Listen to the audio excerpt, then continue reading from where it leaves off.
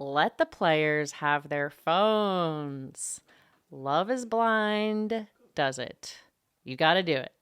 And make social media a part of the show in a way that we all already know it is. This is what we're talking about with the don't treat us like we're stupid. They are all influencers. Put the follower counts of the players on screen next to their names with their chyrons. Casting is considering players' social media to be their resume. So do we. We go over them every season. And they discuss social media followers on all of these other shows. You're constantly seeing people on Love Island be like, hey, what's your Instagram like? How many followers you have?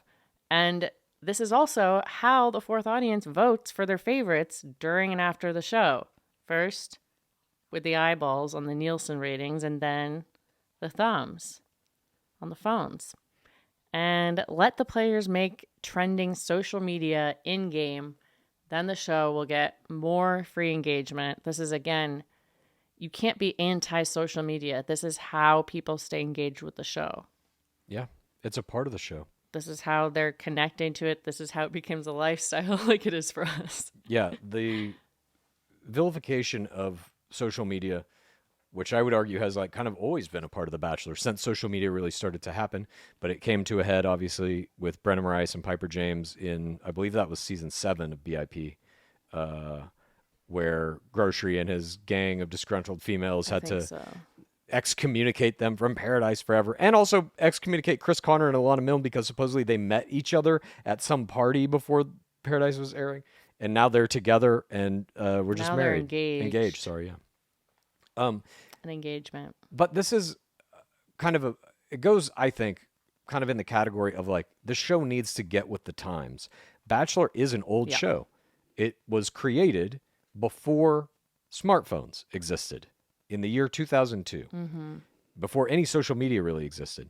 Paradise kind of came into being in 2014, in the same kind of time when Instagram really started to take off. And I think there was always this fight in the producer's mind of like, well, we have to ignore that.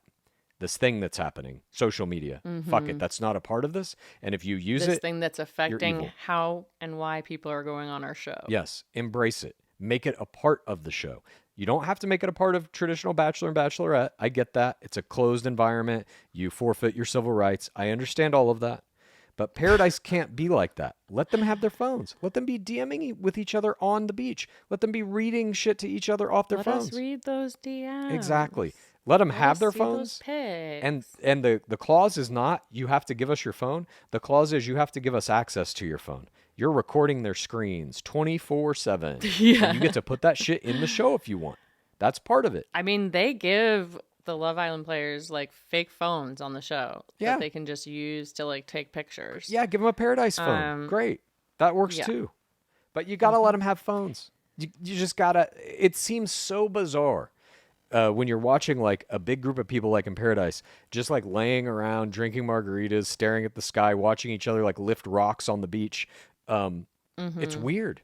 They need phones. It looks weird for them to not have phones. Bachelor, the main games are a little different.